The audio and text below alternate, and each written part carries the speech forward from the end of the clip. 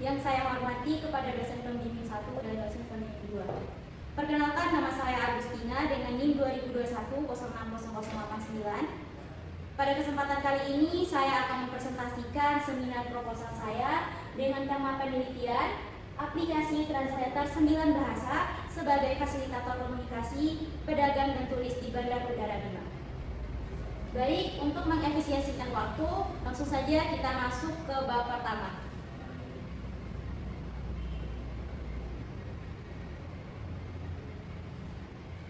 Nah, ada beberapa latar belakang mengapa saya mengambil judul penelitian ini. Di antaranya yang pertama itu kendala komunikasi. Di bagian kendala komunikasi ini, pedagang lokal dan turis asing kesulitan berinteraksi karena perbedaan bahasa. Kemudian yang kedua, minimnya teknologi pendukung.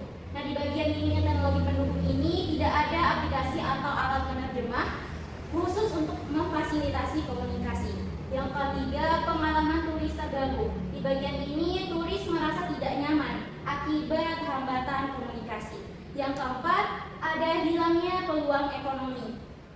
Transaksi sering gagal karena kesalahpahaman diakibatkan kesalahpahaman terhadap bahasa yang terjadi saat berkomunikasi.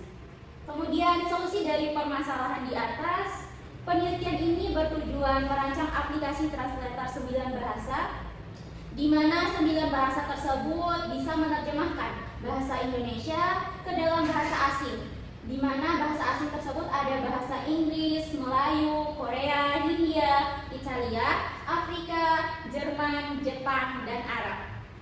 Aplikasi ini dirancang untuk memudahkan pedagang lokal dan turis ketika berkomunikasi, terus melancarkan transaksi, dan meningkatkan pengalaman wisatawan di Bima.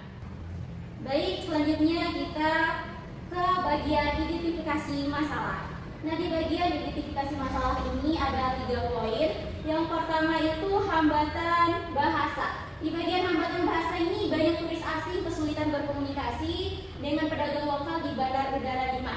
Yang kedua itu kurangnya solusi teknologi spesifik. Di bagian ini, aplikasi penerjemah yang tidak cukup efektif untuk kebutuhan lokal dan komunikasi sehari-hari di bandara. Yang ketiga, potensi ekonomi yang belum dimaksimalkan. Di bagian ini, interaksi yang terhambat mengurangi potensi transaksi antara pedagang dan turis, sehingga berdampak pada ekonomi dan transaksi yang terjadi ketika mereka melakukan jual beli di bandar udara tersebut.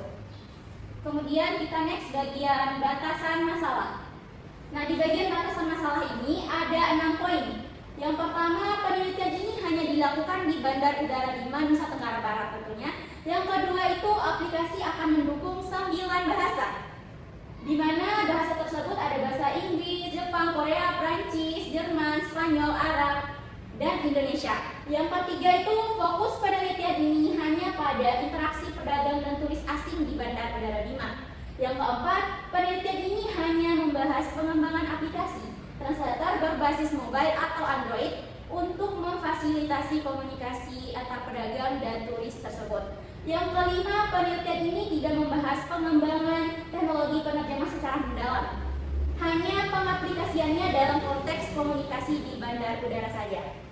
Yang keenam atau yang terakhir, perancangan aplikasi translator 9 bahasa ini menggunakan aplikasi Meetup Inventor sebagai alat untuk merancang aplikasi translator 9 bahasa tersebut. Next, kita lanjut ke bagian rumusan masalah. Nah, di bagian rumusan masalah ini ada 4 poin. Yang pertama itu bagaimana sih kita merancang aplikasi translator yang efektif untuk memfasilitasi komunikasi antar pedagang lokal dan turis di Bandar Udara Bima. Yang kedua, bahasa apa saja yang perlu didukung oleh aplikasi translator agar dapat memenuhi komunikasi atau kebutuhan komunikasi antar pedagang dan turis di Bandar Udara Bima. Yang ketiga, bagaimana sih menguji efektivitas aplikasi translator dalam meningkatkan komunikasi dan kepuasan turis serta pedagang tersebut. Dan yang terakhir, apa dampak penggunaan aplikasi translator terhadap transaksi dan interaksi antara pedagang lokal dan turis di Bandar Udara Bima tersebut. Next, kita ke bab 2. Yang pertama itu kajian teori. Ada beberapa penelitian yang relevan dengan penelitian yang saya ambil, di mana antaranya yang pertama itu penelitian Bundipus dan Kim 2019. Yang judul penelitiannya itu komunikasi lintas budaya sangat penting dalam sektor pariwisata, terutama untuk mengatasi hambatan bahasa antar pedagang dan turis. Kemudian penelitian kedua ada pada poin 2020. Nah, penelitian yang ketiga ada pada poin 2020 juga. Kemudian penelitian yang terakhir ada penelitian oleh Hesenzel dan Trent. Baik, selanjutnya kita ke bagian penelitian terdahulu. Ada dua penelitian yang terdahulu yang saya ambil yang relevan dengan judul penelitian saya. Yang pertama itu penelitian oleh Sari D dan Dewi S 2019, di mana judul penelitiannya itu pengembangan aplikasi penerjemah bahasa Indonesia ke bahasa Inggris menggunakan teknologi natural Machine Translation Jurnal Teknologi Informasi.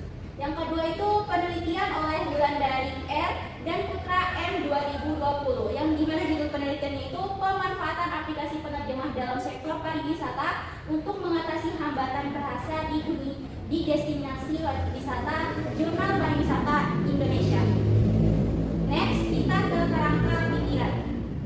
Nah, teman-teman, di bagian kerangka berpikir ini saya pertama itu ada di Bandar Udara Bima, kemudian lanjut ke latar belakang masalahnya, lanjut ke solusinya seperti yang teman-teman lihat pada layar.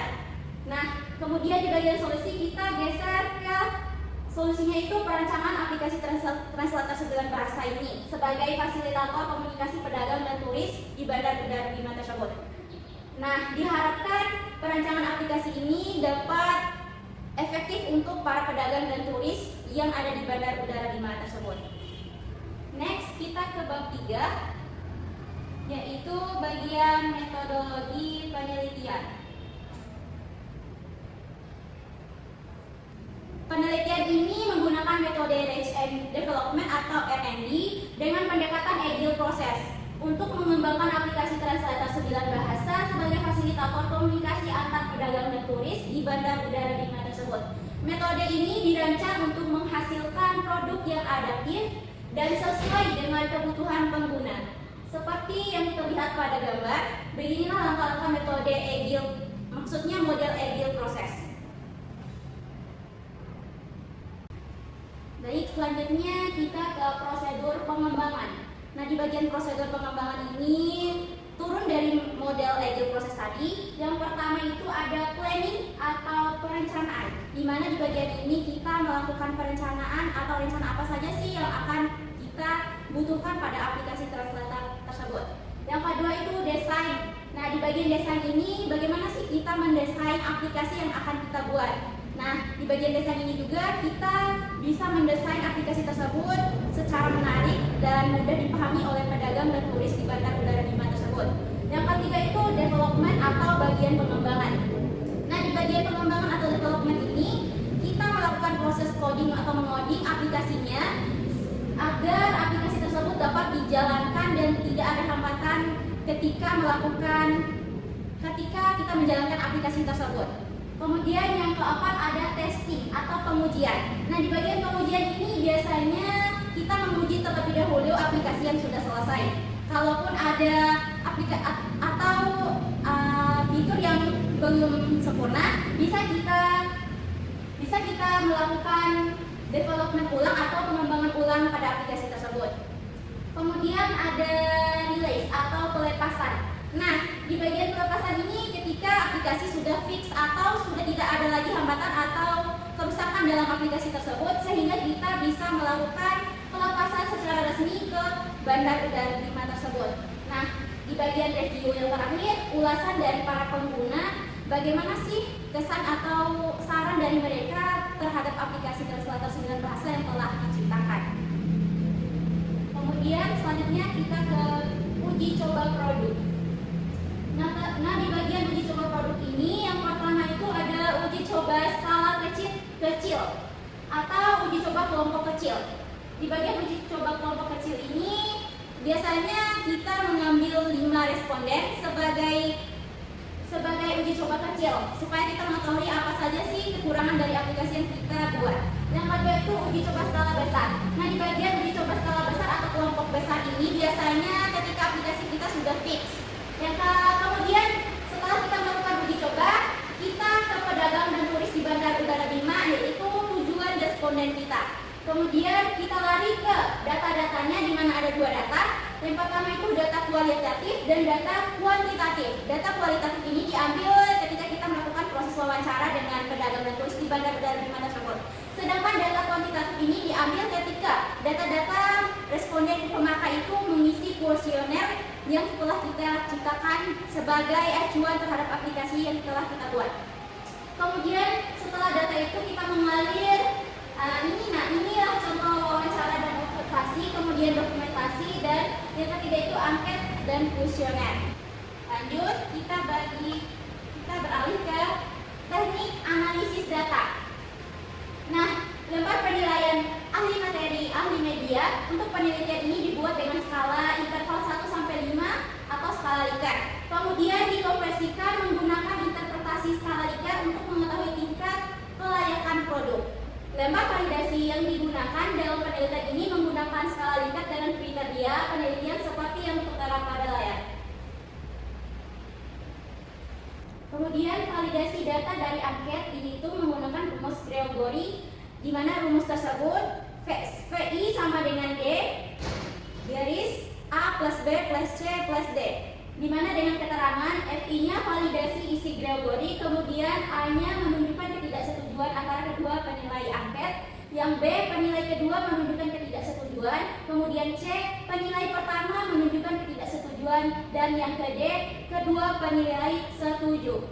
Nah, analisis hasil angket uji validasi ahli media akan mengacu pada tabel kriteria validitas Gregory seperti pada tabel yang tertera pada layar, di mana presentase dan kategori tersebut misal 0,8 sampai 1 itu validitas sangat tinggi, kemudian 0,6 sampai 0,79 validitas tinggi, kemudian 0,40 sampai 0,59 validitas sedang, 0,20 sampai 0,39 validitas rendah, dan yang terakhir 0,00 sampai 0,19 validitas sangat rendah.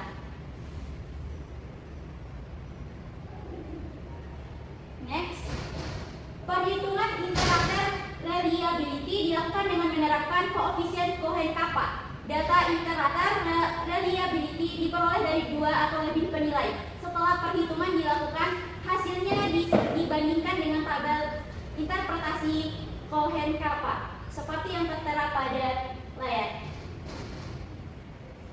Next,